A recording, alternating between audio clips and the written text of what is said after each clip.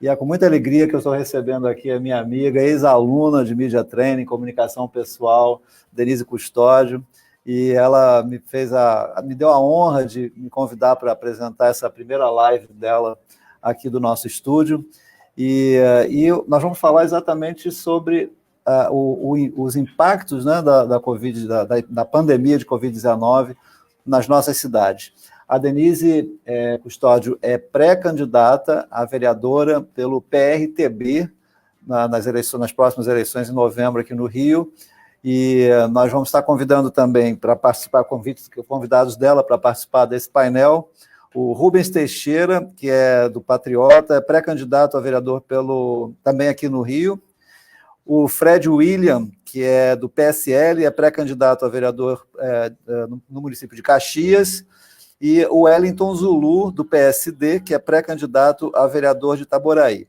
Daqui a pouquinho cada um dos participantes vai falar também, mas eu vou começar, obviamente, com a Denise, que é a anfitriã desse evento. Eu estou aqui só dando uma força. Que maravilha! Né? Denise, eu estou muito feliz de ver o teu progresso, desde que você me procurou e veio fazer um treinamento de comunicação aqui, que você...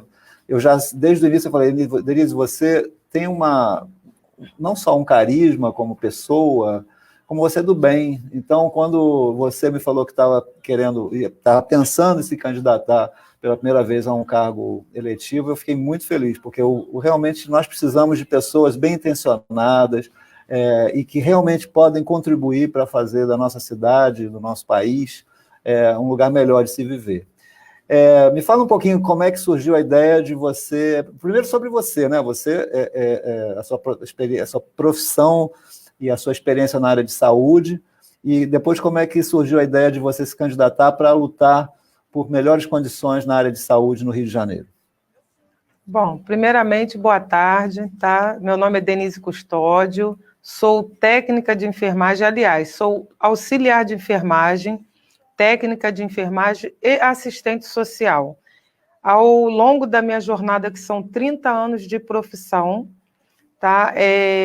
A ideia surgiu após eu passar em um vídeo no ano de 2019, e logo após esse vídeo, colegas meus começaram a falar: Denise, você pode tomar uma atitude, você tem todo o perfil para lutar por nós, que nós estamos vivendo um sofrimento há décadas. Nós que somos auxiliar de enfermagem, técnico de enfermagem, assistente social, acho que todas as classes da área da saúde vêm vivendo um sofrimento há décadas, né? O nosso SUS, ele foi fundado na Constituição de 1988, fizeram a Lei 8.080, fizeram a Lei 8.142, mas que nunca funcionou. E eu quero que essa Lei 8.142 ela funcione, que é a lei da participação da comunidade, porque eu quero não só a valorização dos profissionais da saúde, como também quero a valorização dos usuários. Eu quero a comunidade participando junto com a gente, sabendo tudo que está se passando, tudo que está se acontecendo. Denise, se você me permite acrescentar, nós brasileiros deveríamos todos nos orgulharmos de termos um serviço de público de saúde, que é o SUS, que hoje é o maior do mundo, né? Inclusive foi fundamental para se dar um atendimento à população, tendo um serviço nacional e que é distribuído pelo Brasil inteiro através dos municípios, e que foi um serviço que nem num país como nos Estados Unidos, por exemplo, não tem nada parecido. Um sistema público, qualquer pessoa residente no país, não precisa nem ser brasileiro, pode ser atendida para a saúde não ser alvo de um comércio. O SUS foi inspirado, inclusive, no Sistema Nacional de Saúde inglês, que depois foi copiado, inclusive, por Cuba também, e é um sistema que tem exatamente essa qualidade de não deixar que a saúde seja um comércio, e que o atendimento tem que ser bem feito e para toda a população. E você que vive isso por dentro, né? Você trabalhando nos hospitais... Sim, eu vivo de todas as formas.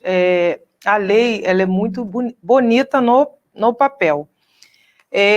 Então, nós temos que fazer valer esta lei que nós temos, que ela é muito bonita. É dever do Estado cuidar de todas as pessoas, independente de classe, independente de cor, independente de qualquer coisa, o SUS é para ser usado por todos. Só que nós temos que fazer valer esta lei que está somente no papel. E eu passo pelo SUS até hoje, passei muito pelo SUS, não só como profissional, mas também como usuária, porque eu tive filhos especiais, eu tive 2 filhos especiais e um ocasionado um acidente na hora do parto. Então, foram busca para tratamento de 3 crianças. E eu tenho um filho especial de 19 anos e também quero trabalhar com crianças especiais. Eu quero fazer um centro de reabilitação para crianças com necessidades especiais. Aliás, adultos especiais. Porque quando a criança nasce, nós conseguimos um tratamento. Ficamos na busca de saber qual é o CID da criança. Quando nós descobrimos o CID, sim, o CID é a doença. Então, quando nós descobrimos a doença, nós ficamos na luta para fazer o tratamento.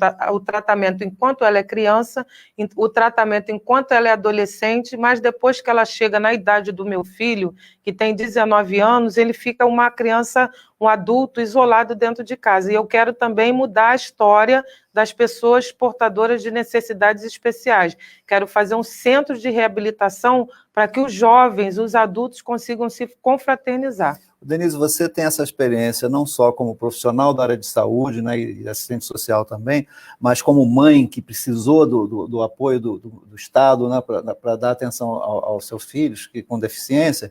Então, você viveu dos 2 lados, né? A busca da atenção, e você sabe que não é fácil para o profissional de saúde que está lá no posto de saúde de ter as condições de trabalho para ele poder dar o melhor atendimento que ele gostaria de dar, que eu tenho certeza que eu como uma mãe, eu sofri muito quando meu filho foi convidado a sair do colégio. Ele foi convidado a sair do colégio particular e eu tive que procurar educação pública, no caso o colégio do município, também foi muito bem acolhida.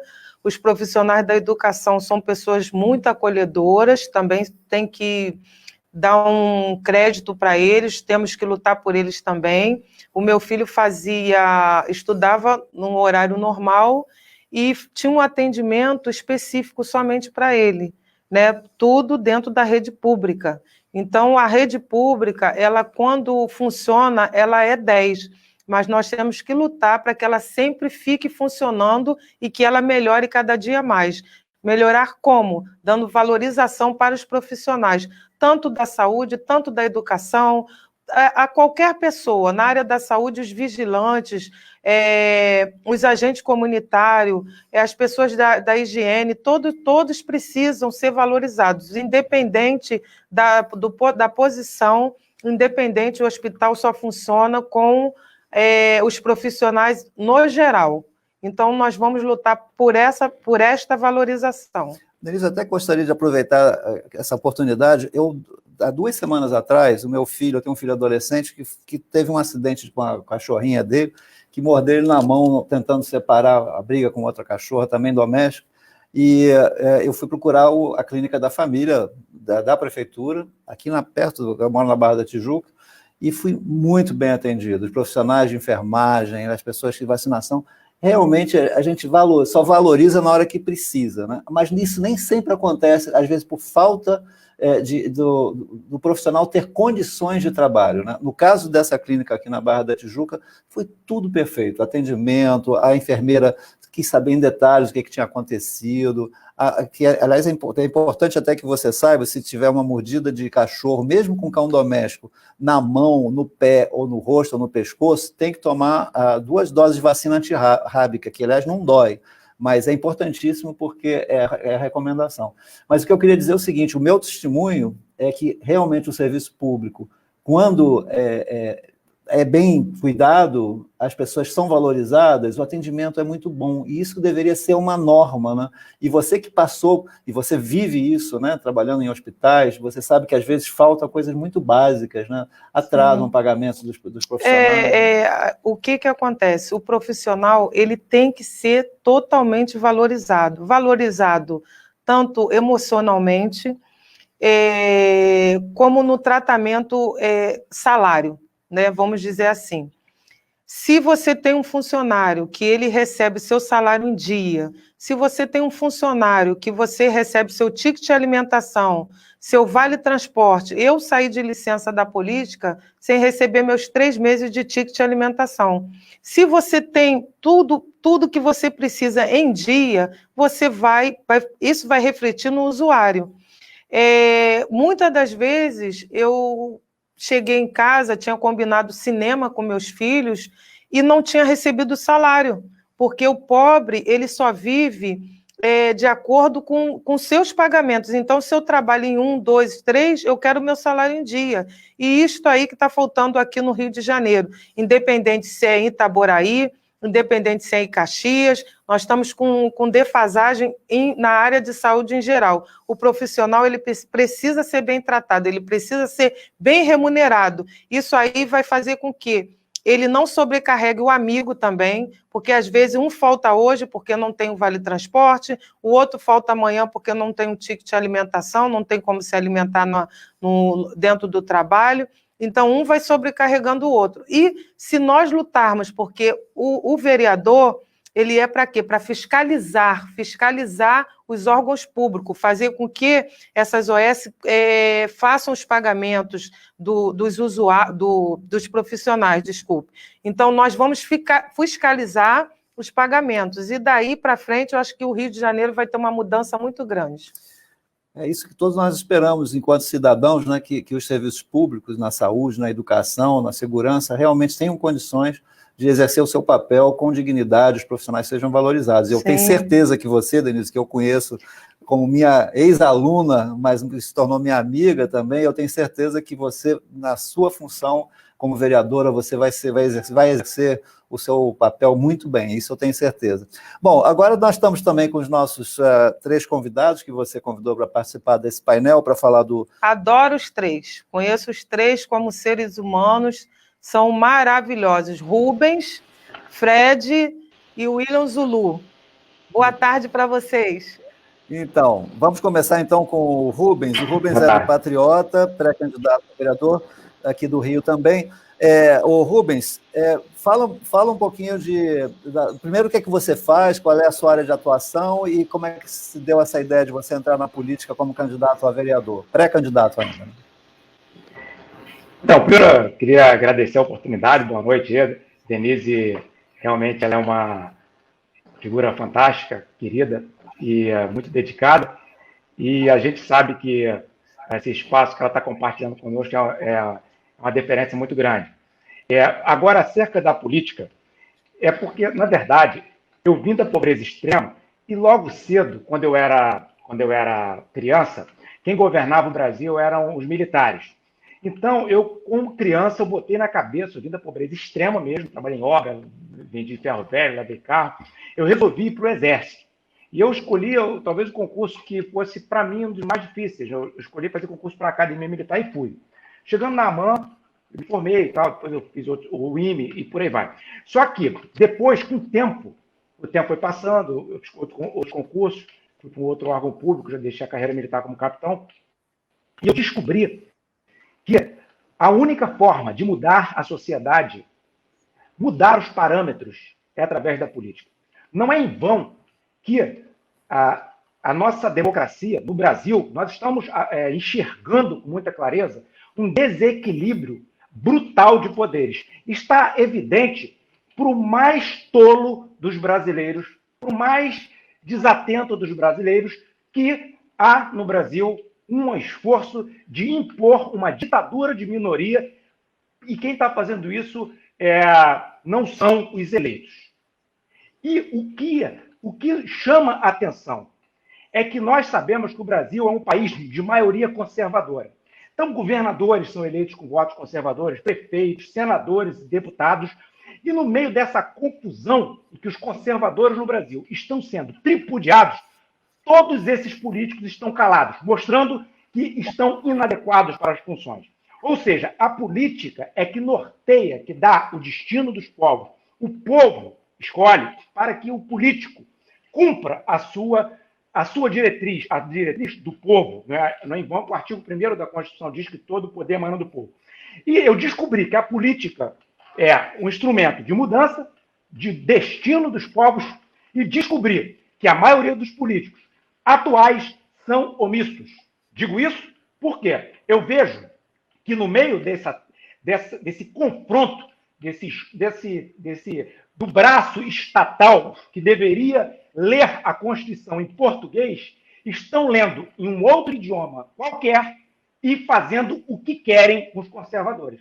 E os políticos brasileiros, em sua maioria, e começo dizendo, os majoritários, governadores, prefeitos, senadores, não são todos, evidente, e deputados, estão omissos.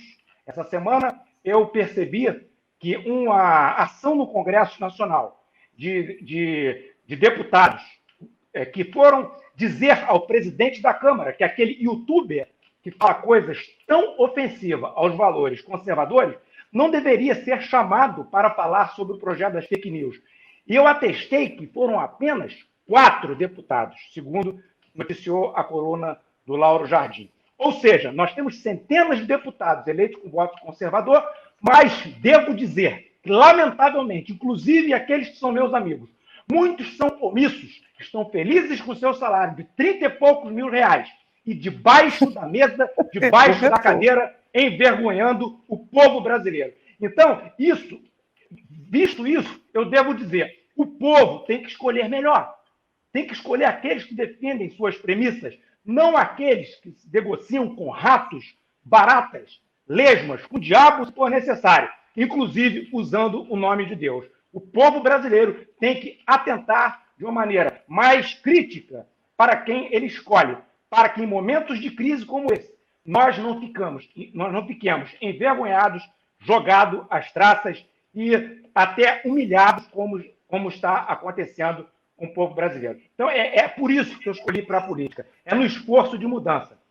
E estou disposto a esse enfrentamento e sei que isso pode me custar caro. Estou muito consciente disso. Eu não estou sendo inocente acerca de tudo que eu acabei de falar em público.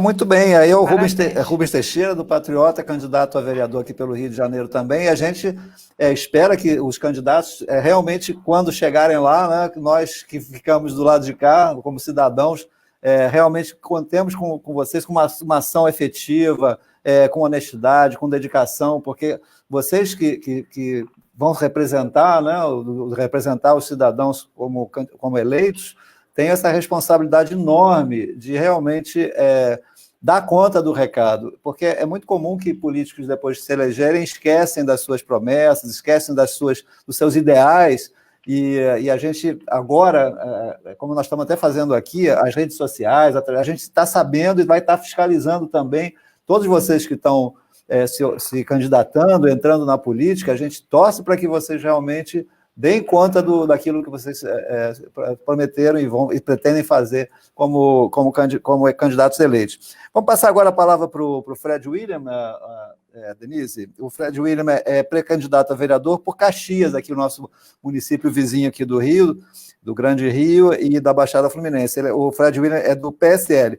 Ô, Fred, então, fala um pouquinho sobre quem é você, o que você faz, como é que foi essa ideia de entrar na política, se candidatando a vereador em Caxias.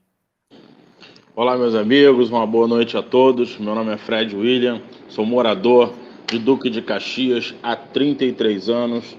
Sou pai de família, casado, patriota, temente a Deus e da família conservadora e que procura o bem para todos em Duque de Caxias.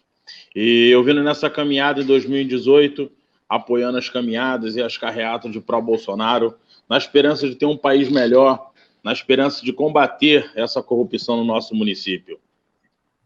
E eu vim aí falando, como a Denise me chamou, para essa live aí importante, dentro da área da saúde, ainda mais essa pandemia que houve no nosso município.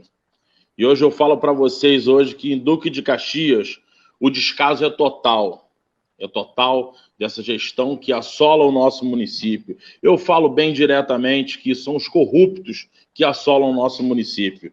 Hoje estamos mais ou menos umas 561 mortes de pessoas infectadas e que vieram a falecer e hoje esse município não dá nenhuma assessoria, não dá nenhuma ajuda, ele quer que os comércios fiquem tudo aberto, lembrando que eu não sou contra o comércio aberto, mas sim dentro de uma regra, dentro de uma civilização.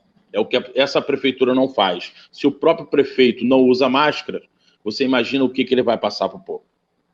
Então, até porque ele fala que a saúde do Duque de Caxias é melhor. No meu ponto de vista, ele realmente está enganado, porque quem sofre aqui é o povo, que quando o mesmo se disse que teve o Covid-19, o mesmo foi para o pró-cardíaco em Botafogo. Eu falo para você hoje, Denise, nosso grande amigo aí, hoje em Duque de Caxias, no nosso país, não teve uma vigilância epidemiológica, e na qual os países que fizeram essa vigilância epidemiológica, como a Noruega e a Suécia, nós conseguimos ver números de habitantes que são praticamente igual, sendo que a Noruega ela fez a vigilância epidemiológica e teve cerca de 300 mortes. E a Suécia, que não fez, teve em torno de 3.500 mortes. Se o nosso Brasil tivéssemos feito uma vigilância epidemiológica, eu tenho certeza que não chegaríamos no número que está o país hoje. Mas eu tenho certeza de uma coisa, esse Covid, a maioria dele está sendo política e corrupção, meio de governador e prefeito ganhar dinheiro em cima da miséria e da desgraça dos outros. Hoje eu posso ver em Duque de Caxias que o descaso, além de ele ser total, eles não estão nem aí. Eles querem saber de inaugurar o cemitério público deles. Eu falo com toda certeza, meu amigo, que esse governador do estado do Rio de Janeiro, que brincou com a nossa saúde, com toda essa roubalheira, com a falta de IPI, como a Denise falou aí, o salário atrasado, o funcionário público que ficou na linha de frente do combate ao Covid não é valorizado. O governador me manda 256 mil para essa empresa Iabas, 256 milhões, desculpa, para essa empresa Iabas, na qual ela superfaturou, montaram um bocado de circo, um circo aqui, um circo ali, chamado de hospital de campanha, e nada foi feito. Não conseguiram entregar, estão desmontando o nosso dinheiro, o meu dinheiro, o seu dinheiro do morador, do município, do governo do estado do Rio de Janeiro, foi jogado no lixo. Isso se chama a má administração, a má gestão pública, que eles só querem saber do bolso dele, mas graças a Deus, temos a Polícia Federal que está trabalhando em cima, já percebeu que eles pararam de falar, né? O governador rapidinho parou de falar sobre o Covid quando a Polícia Federal começou a apertar, né? É dinheiro ali, é dinheiro aqui. Então, como que pode um estado do Rio de Janeiro dar certo? Com tantos ladrões, com tantos corruptos que assolam o nosso estado e o nosso município. Hoje você pode perceber aqui no município de Duque de Caxias que ele, além de não ter inaugurado o hospital de campanha ao lado do Hospital de Saracuruna, ele passou a administração para o município, na qual o senhor prefeito ali ameaça. Se o funcionário público ou funcionário do hospital falar mal e falar que está ruim, que não tem EPI, que não estão tendo seu salário em dia, ele ameaçou, falou que vai mandar embora. Como pode um descaso desse com um povo tão humilde, um povo tão trabalhador, que é esse povo da área da saúde, que eu tenho muito respeito aqui, na qual eu saúdo na presença da nossa amiga Denise, que é uma guerreira, que está sempre disposta a ajudar, sempre disposta a combater esse vírus que, infelizmente, assola o nosso país, o nosso estado e o nosso município. Muito obrigado, Fred.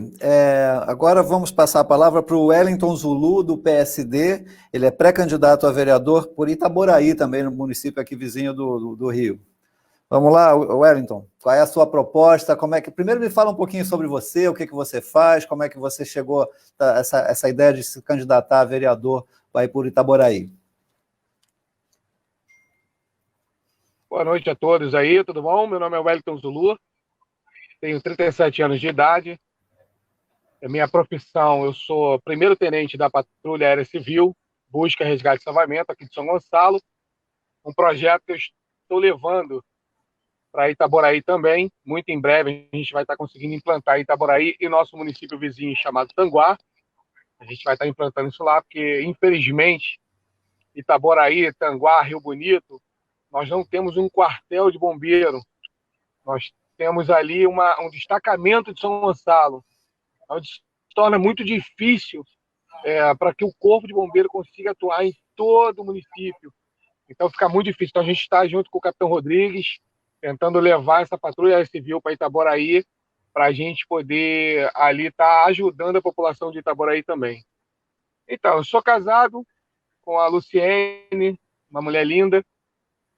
Sou pai do William, de 21 anos, e pai do John Lucas, de 5 anos de idade. Sou cristão, pertenço à Igreja Manancial de Vida, tenho 37 anos, como eu já disse, e 37 anos de Itaboraí. Sou nascido e criado em Itaboraí. Como é que surgiu? Eu sempre trabalhei com política. Eu sou apaixonado por política, eu gosto de política, eu ouço política, eu estudo política. E a minha mulher até hoje pergunta por quê? Porque na visão geral da população, a política ela é muito corrompida. O Fred acabou de falar aí com a gente, né? A política ela está muito corrompida por causa de pessoas que são corruptas. Não é a política que é corrupta.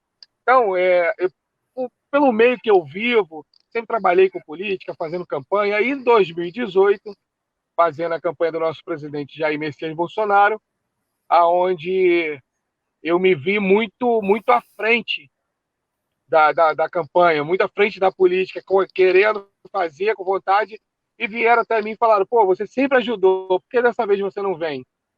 Porque o Rubens serviu o quartel, o Fred, acredito que conheça também sobre hierarquia, sabe como é que funciona, e eu sempre acreditei nisso.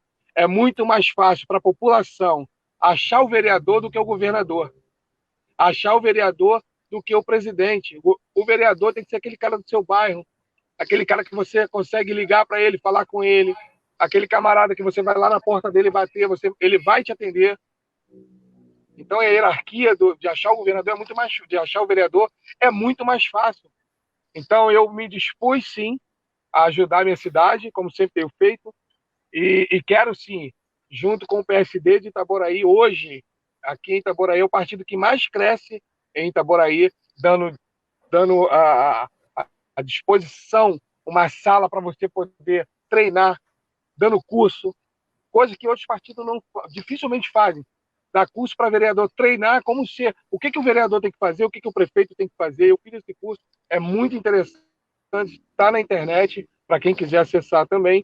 E hoje a gente tem essa oportunidade de fazer uma política limpa, honesta, de maneira que todo mundo possa ver como é ser feita uma política sem roubalheira, sem dinheiro, abrindo mão dos fundos partidários. Isso hoje aqui em Itaboraí foi muito difícil. Itaboraí passou agora, Itaboraí chegou a ser considerada o Eldorado, por causa da Copérgia. Só que devido à corrupção, mais uma vez aí o Fred que gosta, né, Fred? Devido à corrupção, Itaboraí se afundou em dívida. Itaboraí não conseguia mais pegar empréstimo com o governo federal, até por causa dos relacionamentos de prefeito aqui, que a gestão é muito fraca. É uma gestão que, infelizmente, em vez de tirar o Itaboraí da lama, afundou mais.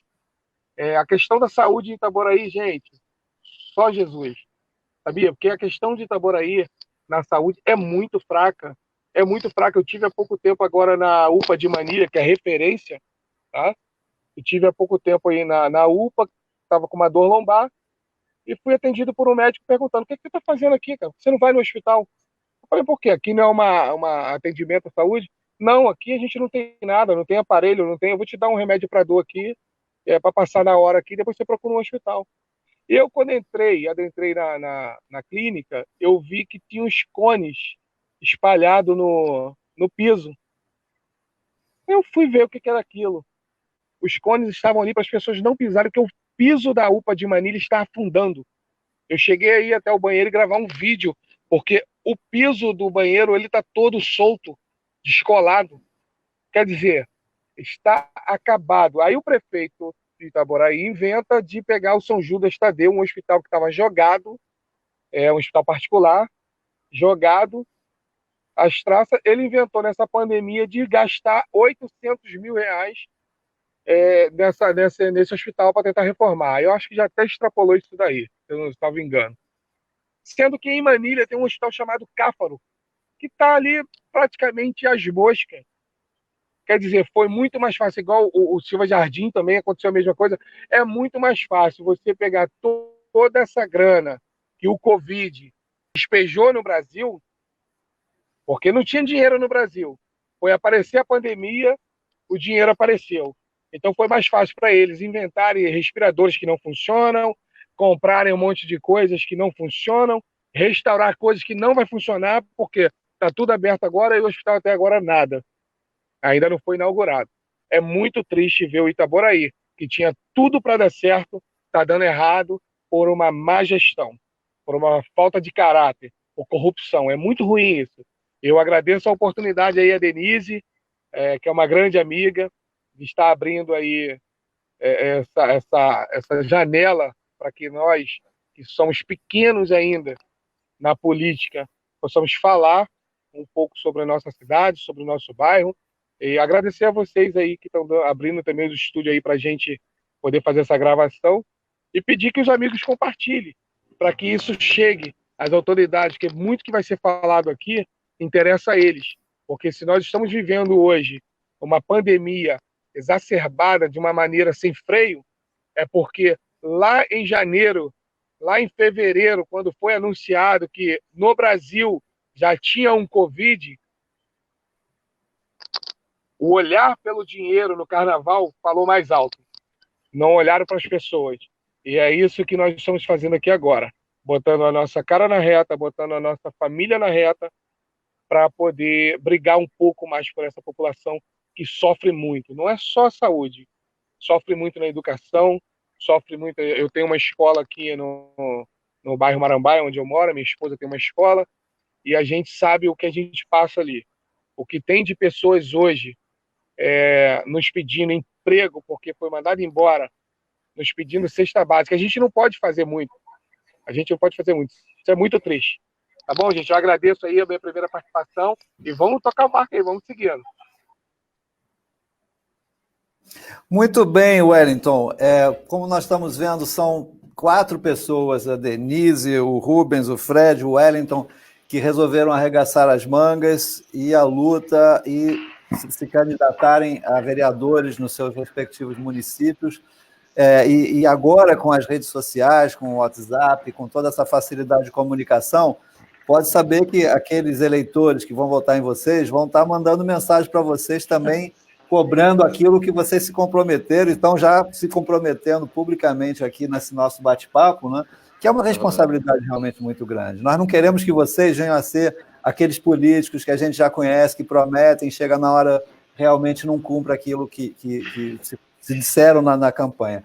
Eu vou voltar agora para a nossa anfitriã, que deu a ideia desse painel e que eu acolhi com muito carinho aqui nos estúdios da Vida e Ciência do Rio.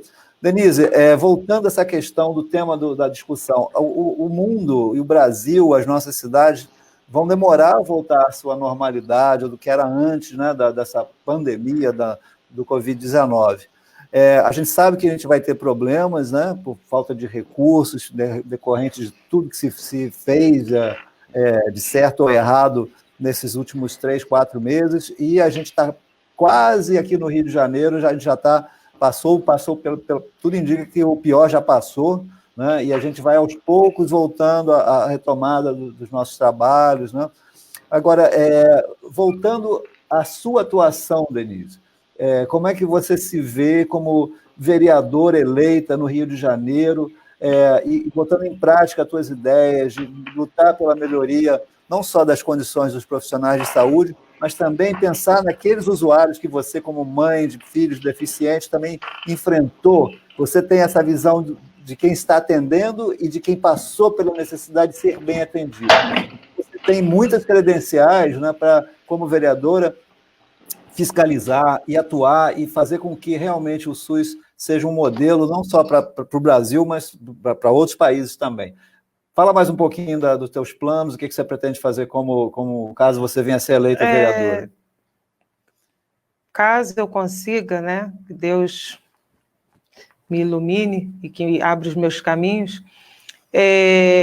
o principal que eu estou pensando no momento, é que se houver a segunda onda, nós estejamos preparados para isto. Porque quando aconteceu o Covid-19 aqui no Rio de Janeiro, nós tínhamos uns EPIs de péssima qualidade. EPI é o equipamento de proteção individual dos enfermeiros. De proteção individual. Pode-se dizer que muitos deles eram falsos, não funcionava. Aquela N95 foi uma palhaçada. E outra coisa era o treinamento, porque uma coisa é você treinar no curso de enfermagem, outra coisa é você treinar numa faculdade e outra coisa é você estar com o vírus, você estar com a bactéria ali ao seu alcance. Então, a falta de manuseio com os EPIs, eu acho que também foi o fundamental para que os meus colegas, meus amigos se contaminassem. Falta de EPIs. E também o aprendizado com o manuseio. E se isso acontecer novamente, nós vamos estar preparados, porque agora nós estamos com EPIs, né, e vamos estar sempre fiscalizando para que não falte, e aprendemos a usar os EPIs, porque no começo nós usávamos os EPIs por falta de material, que era poucos, né? Poucos aventais, poucas máscaras, então nós usávamos aqueles aventais e reutilizávamos ele. E contaminava, muitos colegas se contaminaram, foram a óbito, porque reutilizavam os EPIs, porque tinha poucos, e se nós não reutilizássemos, nós não tínhamos como socorrer os usuários, os pacientes que estavam ali no leito. Então, foi tudo um aprendizado que nós tivemos, que agora, se acontecer novamente, nós vamos estar preparados e armados, porque os profissionais também, nós temos que lutar pela valorização do profissional, porque o profissional valorizado e os EPIs, se nós tivermos os EPIs e tivermos a nossa valorização através do nosso pagamento, do nosso salário em dia, porque também nós somos usuários do SUS, isso vai refletir em toda a nossa sociedade aqui no Rio de Janeiro. Eu queria lembrar você que está assistindo esse painel de discussões aqui, com 4 candidatos a vereadores, que vocês também podem enviar suas perguntas, fazerem comentários para a gente ler aqui e eles comentarem. Vamos voltar aqui para o Rubens Teixeira. Rubens, como é que vai ser se você for eleito e você já se vendo nessa função de fiscal das leis do município do Rio de Janeiro, e como é que vai ser, como é que você se vê prestando contas à população? Você vai manter um contato tipo por mensagem, pelas redes sociais com os seus eleitores? Então, Sérgio, o que acontece? Eu tenho 32 anos, eu sou servidor público, né? Eu conheço a máquina da administração pública, eu sou do governo federal, tenho 10 anos de exército, 22 anos do Banco Central do Brasil. Já ocupei cargos também na prefeitura. E eu, sem nenhum problema, posso dizer que o pior problema da administração pública hoje são 2 que jogam dinheiro fora. Um é altamente reprovável, muito falado e merece ser, de fato, muito reprovável, que é a corrupção. Agora, existe outro que joga mais dinheiro fora do que a corrupção, que chama-se desperdício. E esse desperdício, ele acontece por quê? Porque, normalmente, em quase todos os municípios, né, e estados também, quem ocupam funções de secretaria, por exemplo, são indicados de políticos, que não têm nem formação técnica e nem experiência de gestão. E aí, as cidades, o Estado viram uma bagunça. Esses casos de corrupção, a boa gestão inibe a corrupção. E eu vou dizer por quê. Eu trabalho numa instituição que é altamente informatizada, que é o Banco Central do Brasil. Banco Central, tudo é eletrônico e tudo é rastreável. Se fizer isso na administração pública, torna-se muito difícil se corromper, porque vai ser rastreado e os sistemas captam. Por exemplo, Por que se roubou tanto na pandemia? Porque na pandemia se liberou recursos e a lei de responsabilidade fiscal foi flexibilizada, foi comprado equipamentos sem licitação, mas se houvesse um indicador de preços móvel do momento, por exemplo, quanto que está o valor, digamos assim, uma espécie de bolsa do respirador negociado neste dia, no mercado internacional ou em qualquer lugar. Se tivesse isso mapeado e esse dado fosse público e os governos colocassem os valores públicos, isso seria possível de percepção. Uma coisa que eu tenho falado, está no meu canal do YouTube, né? Os meus canais são todos Rubens Teixeira Oficial, exceto o Twitter, que é Rubens Teixeira. No meu canal do YouTube, lá no início da pandemia, eu fiz algumas propostas. Algumas delas foram bem objetivas. Uma, deveria haver modelos matemáticos para monitorar a evolução da Covid nas cidades e, assim, os governantes poderem tomar as decisões corretas acerca de fechar mais o comércio ou não. Outro vídeo que eu coloquei, vários outros, que eu apontei com muita ênfase, foi a adoção de protocolo de guerra. O vírus é um vírus desconhecido. Mas havia, desde o início da pandemia, vários médicos que estavam dando o seu CRM, médicos de décadas de experiência, e diziam: protocolos desta natureza podem salvar vidas. E diziam diversos remédios que usavam. Tudo isso é gestão. Aí o que acontece? Governadores e prefeitos pelo país ficaram de deboche com o presidente da República, não adotaram os protocolos, e eu não tenho a menor dúvida que muitas pessoas morreram desnecessariamente. Uma outra coisa que eu apontei em vídeo foi o seguinte: começou a surgir pelo Brasil denúncias de que as pessoas estavam colocando em atestados de óbitos a Covid. E lá atrás, isso está tudo na internet para quem quiser consultar. Eu disse o seguinte: atenção, senhores médicos, os senhores vão se comprometer. E será cerca de 6 meses após o término da pandemia. Parem de ficar atestando mortes que não é por Covid, porque existe uma ciência que vai pegar os senhores, e ela não é nada relacionada à saúde. Chama-se estatística. O que vai acontecer? É só pegar os dados dos últimos 10 anos, verificar número de infarto, número de AVC, número de mortes por gripes, número de mortes por cada tipo de doença e comparar com o número deste ano. E vai se perceber que vai desaparecer muitos mortos por infarto, por AVC, por gripe, por dengue, e vai aparecer um número enorme de mortes por Covid. Ou seja, só tem duas, e eu disse na época nesse vídeo, só tem duas explicações. Ou a Covid cura outras doenças, ou então vocês estão fraudando o atestado de óbito.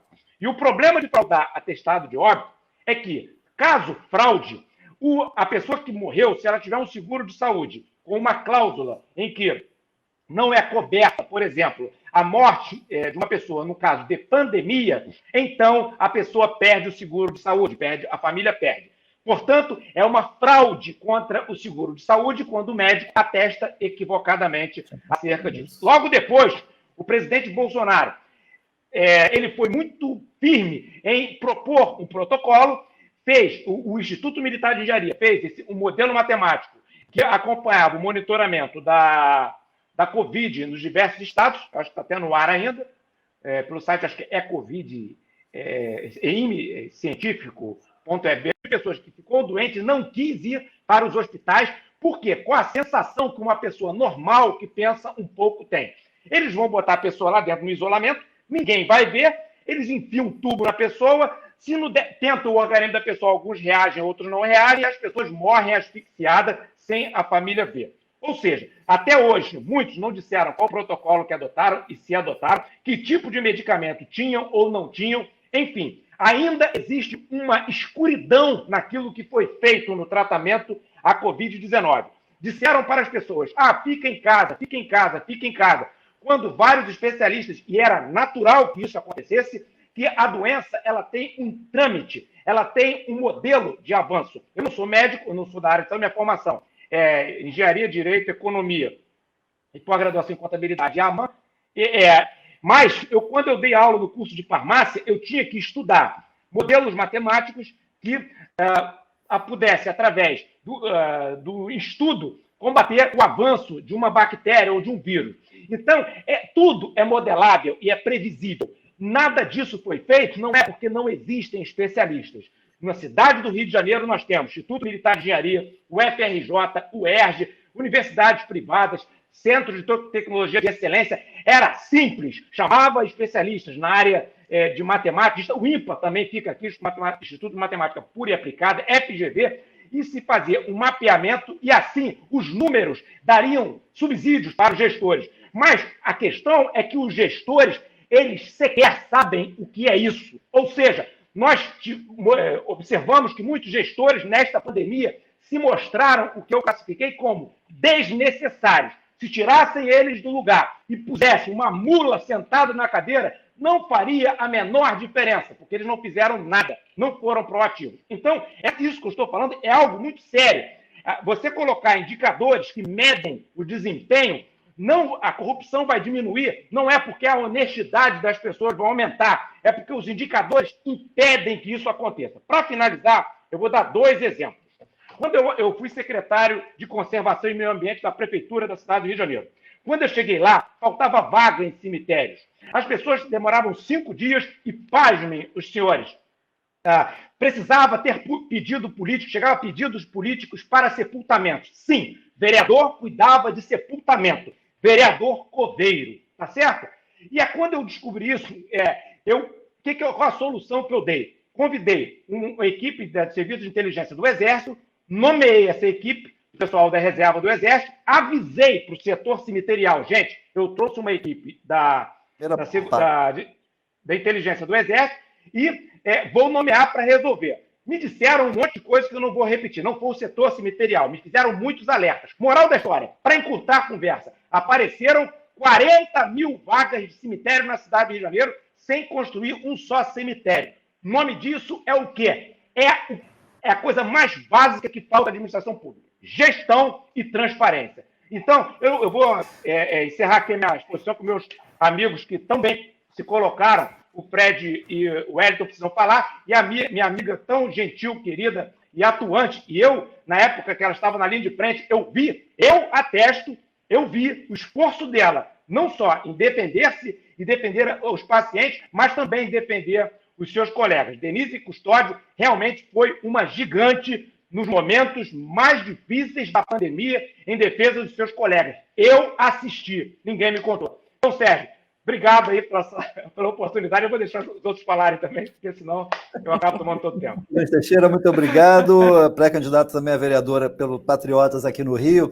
E a Thelma fez uma pergunta, mas era uma pergunta técnica. Ela queria saber se EPI eram os aventais. EPI, na verdade, são os equipamentos de proteção individual, que incluem os aventais, máscaras, luvas, tudo o que máscaras, precisa, né? Óculos, luvas. Que no início faltou muito. Né? No caso, até o macacão, né, que aqui no Rio de Janeiro faltou, porque o certo era, além do avental, na pandemia, o correto é se usar um macacão de proteção e depois do macacão, sim, o avental.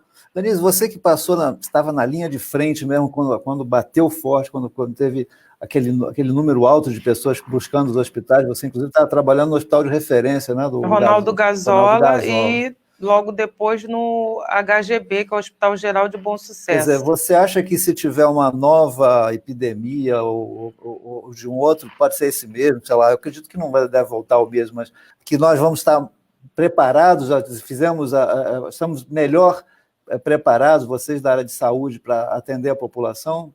Sim, nós vamos estar melhor preparados até psicologicamente, né? Quando surgiu a pandemia, que o hospital que eu trabalhava era o Ronaldo Gazola, que era maternidade, né? Que eu sempre fui intensivista, mas eu estava trabalhando como técnica de enfermagem em uma maternidade e virou Covid e eu virei junto. Virou o hospital, algumas colegas minhas foram transferidas e eu continuei naquele local. E no primeiro dia que falaram, olha, tem vários pacientes aqui de Covid, eu chorava dentro de casa, eu não sabia se ia trabalhar, eu não sabia se ficava em casa, eu fiquei pensando, vou no hospital que eu não estou me sentindo bem para dar um atestado, mas respirei fundo e pensei, não vou sobrecarregar meus colegas, que se eu faltar é um a menos nessa luta. E minha mãe em casa falava, Denise, larga tudo. O meu marido, seu filho deficiente em casa? Meu filho especial em casa, ele não sabia o que estava acontecendo, mas as atividades dele foram encerradas. O meu marido falou para mim tomar a decisão se eu queria continuar ou não, e eu resolvi continuar.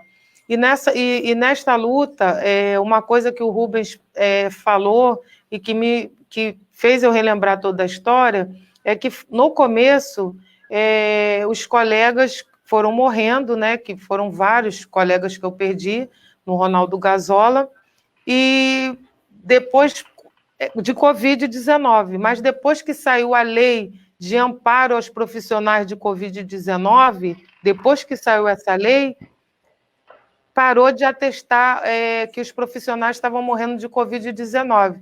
Estão morrendo de tudo quanto é outra doença. Agora, o profissional que morre de Covid-19, ninguém quer mais atestar que ele morreu de Covid-19, porque tem a indenização e o salário que vai mexer na Previdência Social para amparar a família vai ser outro. Então, pararam de morrer de Covid-19. No começo, os profissionais na luta, na linha de frente, morriam de Covid-19.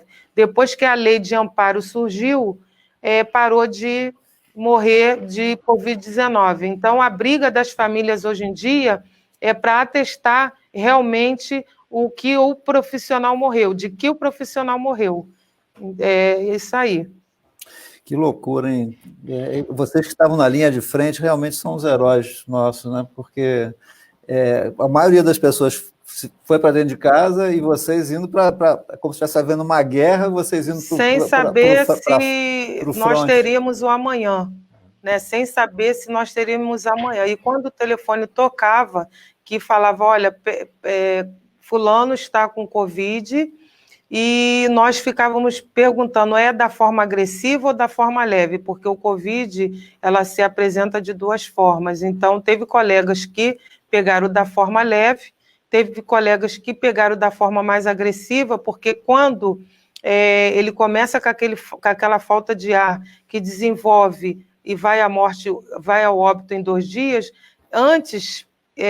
hoje em dia nós já aprendemos que quando a pessoa começa a se sentir cansada, começa a sentir algo diferente no corpo, ela tem que correr logo para o hospital. Nada disso que eles falaram, fica em casa. Agora, Denise, nada de ficar em casa. Só para a gente entender, você continua no Gazola, né, que ainda é um centro de referência para a Covid. Como é que está o número de pacientes caiu?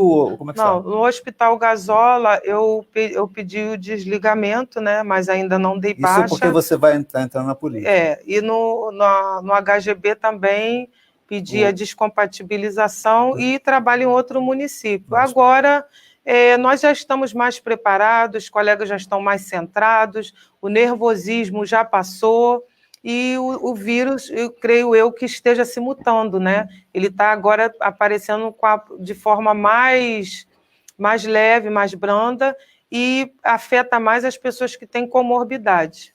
Vamos então passar agora para o Fred William, que também é pré-candidato a vereador de Caxias. O Fred, o Rubens tocou num assunto que eu acho importante, que a gente lembrar que cada vez mais, através da internet, das redes sociais, meio que como nós estamos fazendo aqui agora, a prestação de contas, a transparência, que a tecnologia permite uma fiscalização atenta dos cidadãos, dos eleitores, do trabalho de vocês. Vocês acham que essa transparência que nós esperamos que a tecnologia permite vai facilitar o trabalho de vocês como vereadores, que realmente pretendem trabalhar pela população? Então, mais uma vez aí voltando com a minha palavra, eu tenho certeza, se tivermos homens com disposição e caráter para assumir uma Câmara Municipal, para fazer parte do corpo da gestão municipal de Duque de Caxias, muita coisa vai mudar, muita coisa vai ajudar. Não adianta só a tecnologia e colocar homens de má índole lá dentro, como temos hoje no nosso município de Duque de Caxias, como temos no nosso município do estado do Rio de Janeiro. Então, dentro da transparência, precisa de honestidade. O Rio de Janeiro e Duque de Caxias não precisa de muito, não. Ele só precisa de pessoas honestas, que amem a população. A minha raiva, assim, quando eu fico nervoso, quando eu falo assim, até o Rubens estava falando aí, quando eu falo, é um tema que eu falo sobre a corrupção. Sim, isso me deixa muito irritado.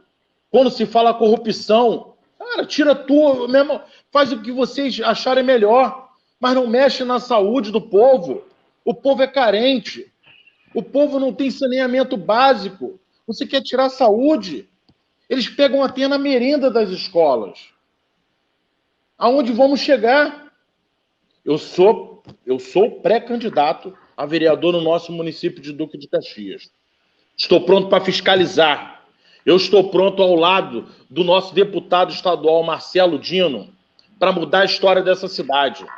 E se é para fazer, vamos fazer direito. Quero lembrar que eu não sou da turma do que torce para dar errado.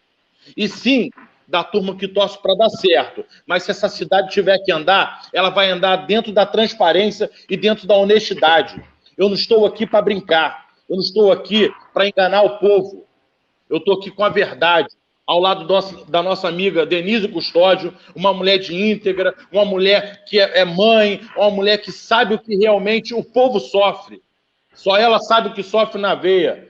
O Rio de Janeiro precisa de pessoas igual a ela, de caráter, de posição, guerreira, que está em Brasília ao lado do nosso deputado e ao lado dos nossos governadores, de todos. Ela sempre está ali, ó, ali, aqui, sempre está correndo atrás do melhor para o povo do Rio de Janeiro. Igual eu faço aqui em Duque de Caxias. Eu quero o melhor para o meu município. E eu estou pronto para bater de frente com esses corruptos. Eu não tenho medo de falar isso, não. E eu vou falar uma coisa assim que é a pura verdade. O dia dos meus colegas dentro daquela Câmara Municipal serão difíceis comigo ali dentro. Terão que andar dentro da transparência. O povo não vai sofrer. Nem que eu chame o Ministério Público, nem que eu pegue... Desculpa, galera, mas a emoção, até o celular caiu. Tem que andar da maneira mais correta o nosso município. E ela vai andar. O que depender de mim, ao lado dessa mulher guerreira aí, no Rio de Janeiro, eu estou pronto para fazer. Eu estou pronto para vestir a camisa, que é a camisa do povo. E lembrando, vocês têm que saber votar. Quando as eleições chegarem, quando não vamos votar no fulano do amigo, puxa o currículo do seu candidato, vamos ver que história que ele tem, vai nas redes sociais, vai no portal da transparência, vamos ver a integridade dessa pessoa, o que aquela pessoa pode trazer de melhor para o nosso município. Não, eu vou botar no amiguinho do churrasco, você não vai mandar seu município, você vai vender seu voto por R$100, você vai sofrer 4 anos. Pelo amor de Deus, povo, vamos ter uma cabeça mais para frente. O povo tem a oportunidade de ter pessoas ao lado de caráter, de boa índole. Então pense direito.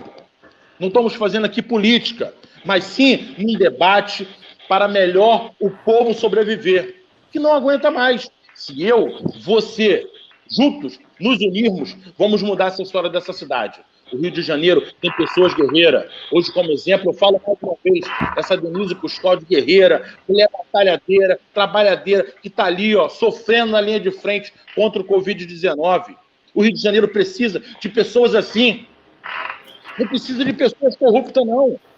Só precisa de honestidade. E eu, como faço parte desse grupo, estou aí para combater essa corrupção de frente, sem ter medo de nada, sem ter medo desses corruptos. Muito bem, Fred. Muito bem. Essas coisas são boas porque fica gravado também, né? Fica gravado. A gente sabe que promete hoje, vai ficar gravado, e a gente espera que vocês realmente venham exercer com dignidade, como tudo indica que vocês vão, os 4. E eu vou agora só pedir licença para despedir do Rubens, que precisa sair, né? Rubens Teixeira, candidato a vereador pelo Patriota do Rio. A sua despedida, 1 minutinho para você se despedir. Obrigado, Sérgio. Você é um craque, tá? Obrigado pelo seu carinho, pela sua oportunidade. A Denise é uma gigante. Agradeço o carinho da Denise.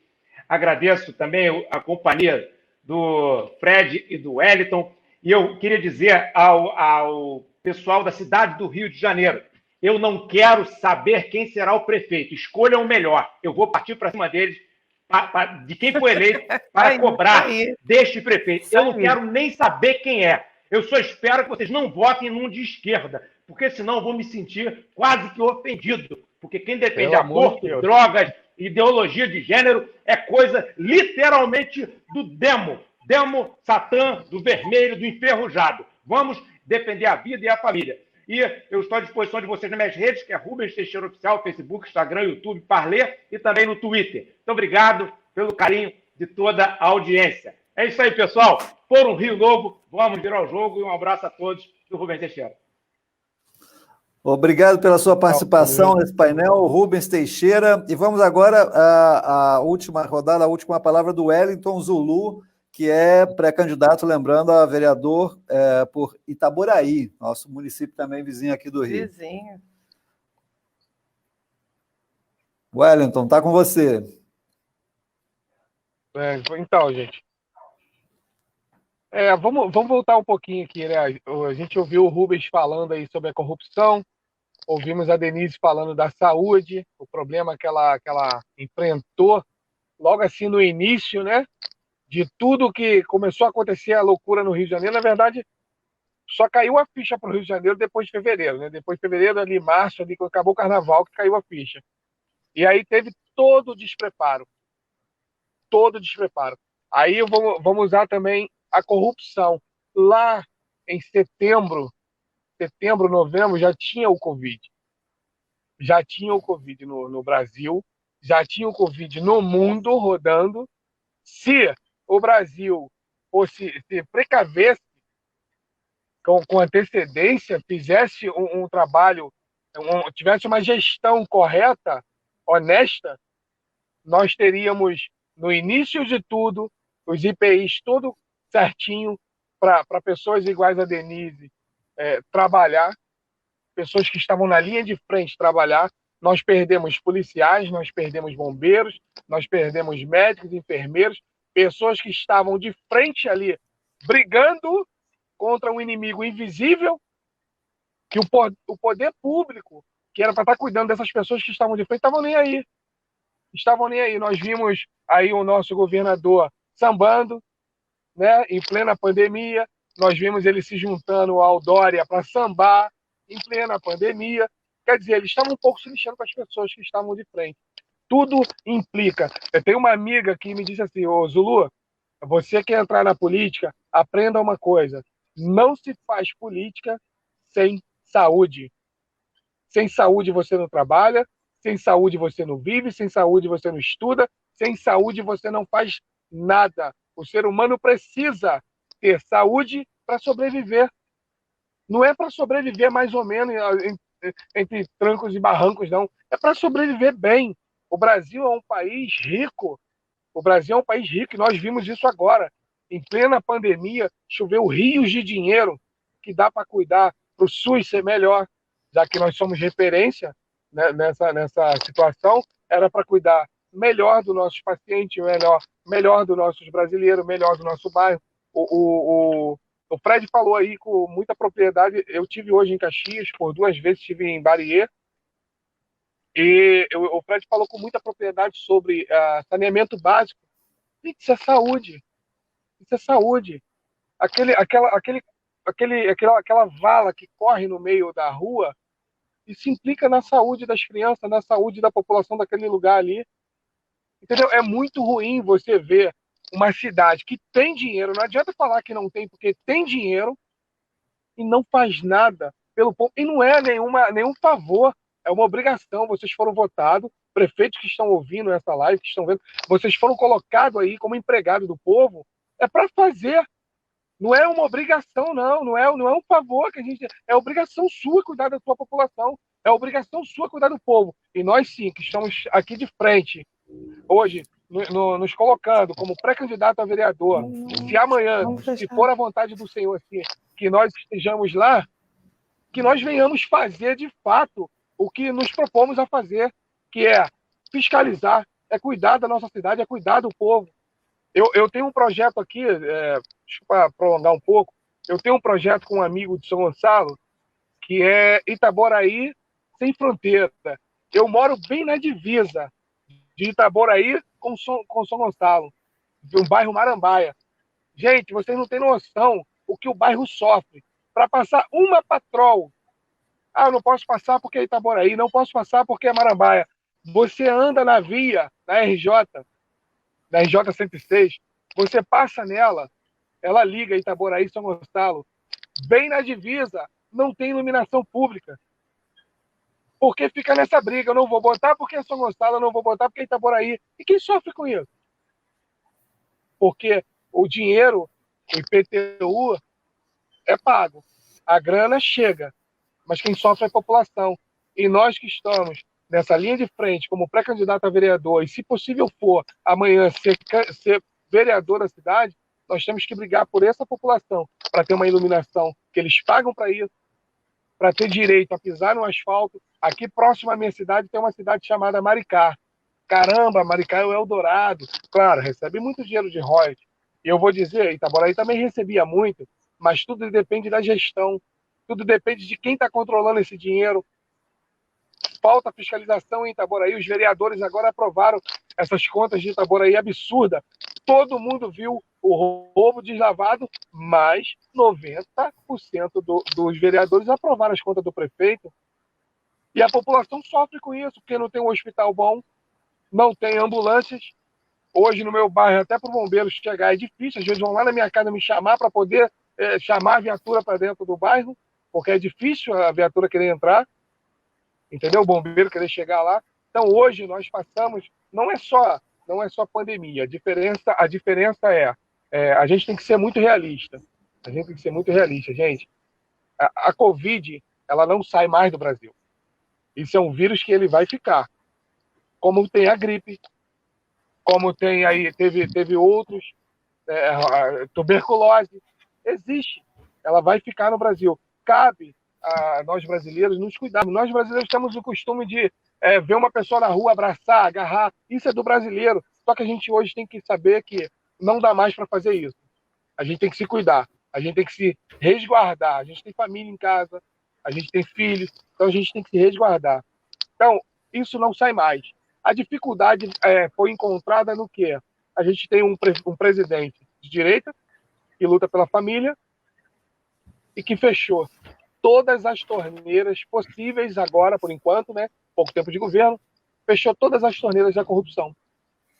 Nós tivemos vaca louca, gripe suína, zika, dengue, mataram um montão de gente.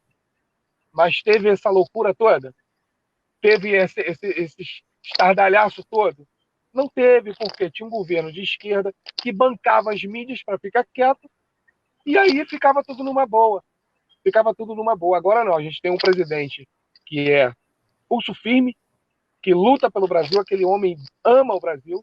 A Denise pode até falar isso melhor do que eu, porque conhece pessoalmente, sabe que aquele cara ama o Brasil. E ele tem feito, ele tem feito uma luta, às vezes até desigual. Até desigual, a gente viu lá naquela reunião que ele fez, quando ele falou, poxa, eu tenho um monte de ministros, mas só eu estou apanhando. Então, cabe aos 58 milhões de brasileiros que votou no Jair Messias Bolsonaro, que tem feito e continuará fazendo, ir para a rua sim e botar a cara para bater para o nosso presidente não apanhar sozinho. Porque a saúde do Brasil, a saúde da nossa cidade, ela só vai melhorar se lá em cima melhorar também. O transporte público só vai melhorar aqui embaixo se lá em cima melhorar. Porque para sair de lá, para chegar até aqui, é uma caminhada muito longa. E se tiver um governador igual o nosso do Rio de Janeiro, nunca vai chegar aqui. A verdade tem que ser dita. Nunca vai chegar aqui. Vai ficar no meio do caminho. A Denise enfrentou na saúde agora há pouco tempo problemas de não ter material para trabalhar, não ter a gente conversava muito, né? E até gases. E a Denise perdeu parente para essa pandemia, eu perdi amigos também. Aí tinha um camarada aí que era o da saúde, ele falava para todo mundo, fica em casa, fica em casa. O dia que a policial, o Fred até falou aí sobre a polícia, o dia que o policial federal bateu na casa dele, achou alguns milhões na casa dele, em casa, faltando material para o pessoal trabalhar, para os médicos trabalharem, faltando coisa que é primordial para a saúde, e na casa do cara tinha um montão de milhões guardados. Então, aonde está o problema da saúde? O problema nunca foi o Covid, o problema sempre foi a corrupção. Se fosse o Jair Bolsonaro em 2000, 2002, 2003, na época da Zika, da vaca louca, teria sido uma pandemia também. Teria sido uma pandemia. O problema é quem está governando hoje. O problema cresceu muito porque quem está no governo hoje, e nós que somos de direita, nós que estamos correndo atrás para trabalhar, a gente toma pancada direto. Depois que eu levantei a bandeira amarela e verde, azul, e falei, vou lutar pelo meu bairro, vou lutar pelo Itaboraí, sou de direita, sempre servi o quartel, sempre busquei fazer o que é correto, as pancadas vêm o tempo todo. E eu vou receber, depois dessa live aí maravilhosa, eu vou receber mais pancada. Mas uma coisa que eu aprendi é que ninguém taca pedra em árvore que não dá fruto. Então, Denise, Fred, prepara o couro, que a pancada vai rolar, mas a gente vai estar junto, firme, porque a gente tem propósito. E o propósito é cuidar do povo. A gente prega a vida. A gente prega vida. E para o pessoal viver bem, precisa de pessoas como nós, governando, cuidando dele. Valeu? Falo pra caramba, né? Obrigado, Wellington Zulu, pré-candidato a vereador de Itaboraí. Eu quero lembrar que esse espaço, que hoje foi uma ideia da Denise, que me procurou. A Denise foi minha aluna no curso de comunicação pessoal que nós damos aqui na Videociência, e é um espaço que nós estamos inaugurando hoje para que nós conheçamos as ideias dos mais diversos candidatos, né, cada um com as suas opiniões, com as suas ideias, todos com a intenção de melhorar, né, como representantes que alguns virão a ser da nossa população, nas nossas cidades, e que nós esperamos é que todos realmente, que essas boas intenções se materializem na prática, caso cheguem lá nos seus mandatos. Mas eu queria deixar agora a despedida com a Denise, que foi a autora e anfitriã desse painel, e que me convidou para apresentar, e eu gostaria muito de ouvir as palavras finais da Denise, como a sua vontade de realizar. Quer dizer, seus colegas pré-candidatos a vereadores, todos são unânimes, como eu também, pelo que eu tenho acompanhado de você, só tenho boas esperanças de que você, chegando a se eleger, você realmente vai ter um excelente desempenho como vereadora, como representante do pessoal, não só da saúde, como também das pessoas que precisam utilizar o serviço de saúde, que somos todos nós, né? Então, Denise, você com a palavra final para a gente encerrar esse nosso painel de hoje. Obrigada. Uma boa noite para vocês que participaram aqui conosco. Todos os três que eu convidei, eu conheço pessoalmente, eu sei do trabalho de cada um deles. Conheço o Fred, tive a oportunidade de conhecer o Fred, eu trabalhei 6 anos em Caxias, no bairro Pilar. Conheço o trabalho do Fred junto ao Marcelo do Seudino, que é candidato a prefeito de Caxias. Rubens Teixeira, eu conheci através do irmão dele, que eu tenho uma paixão muito grande, que é o deputado Paulo Teixeira, muito meu amigo. O Rubens Teixeira é uma pessoa sensacional, eu não tenho nem palavras para expressar. Ele tem que ser eleito, sim, que ele vai fazer uma grande diferença no Rio de Janeiro. E o Wellington Zulu, nós temos uma caminhada muito grande juntos. Nós andamos praticamente aí metade do Rio de Janeiro, em apoiamento ao Aliança, que não se concretizou. Conheço ele pessoalmente, a vontade, a força, o querer dele como ser humano. Ele quer sempre o melhor para as pessoas, e tenho certeza, conheço Itaboraí também, tive a oportunidade de conhecer o município de Itaboraí, e tenho a certeza que ele também, sendo eleito, ele vai fazer uma diferença muito grande no município dele, que é Itaboraí. Então, todos eles que eu convidei aqui, eu tenho um amor, eu tenho um carinho muito grande por cada qual, cada um, e eu peço a Deus que é para que vocês consigam, assim como eu, para poder fazer uma mudança aqui no nosso Rio de Janeiro, tá? Uma boa noite para vocês, o meu muito obrigado, e até a próxima. E da próxima vez nós vamos fazer aqui no estúdio Sérgio Brandão, tá? Nós vamos convidar outros participantes e vamos estar todos juntos aqui para que o Rio de Janeiro tenha a oportunidade de conhecer um a um de quem vem a candidato aqui do Rio de Janeiro. Beijos, fiquem com Deus. Boa noite para vocês também. Boa noite. Boa noite. Bom, então chegamos ao fim desse painel, que foi uma iniciativa da Denise Custódio. Esperamos que vocês que acompanharam ao vivo possam pensar nas coisas que foram faladas aqui, fazer os seus julgamentos, começar a pensar nas suas escolhas. É tão importante todos nós nos prepararmos para escolhermos bons candidatos nessas próximas eleições de novembro. E eu espero que a gente possa promover outros encontros semelhantes a esse para conhecer com mais detalhe os candidatos, né? Diferente daquela propaganda política tradicional na televisão, que as pessoas falam lá, o seu fulano, o seu número, isso aí as pessoas conhecem, né?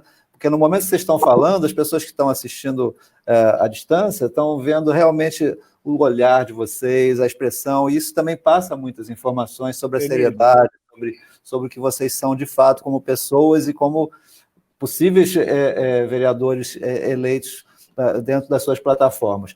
Obrigado a vocês, todos que participaram, e vocês que estão acompanhando de casa, e todos que vão assistir a gravação também desse painel no Facebook da Denise. Mais uma vez, muito obrigado a todos, uma boa noite. Até a próxima. Boa noite, quero agradecer também a todos aí que estavam assistindo a nossa live aí, tá? Muito obrigado a toda a equipe aí, tá? E lembrando, vou sair numa fala, a corrupção matou mais do que o Covid-19 no nosso município. Verdade, matou muito mais. Essa torneira vai fechar, hein? Essa torneira da corrupção vai fechar, hein? Se preparem. Boa noite a todos. Uma boa noite. Agradeço aqui a oportunidade que vocês deram. E aqui tá mandando aqui para mim, ó. Agradecer também o presidente do partido, Ricardo Gerani, tá mandando aqui, ó. Fala aí do PSD de Itaboraí. Valeu, gente. Muito obrigado pela oportunidade. Um abraço. Tchau. Tchau. Boa noite. Boa noite.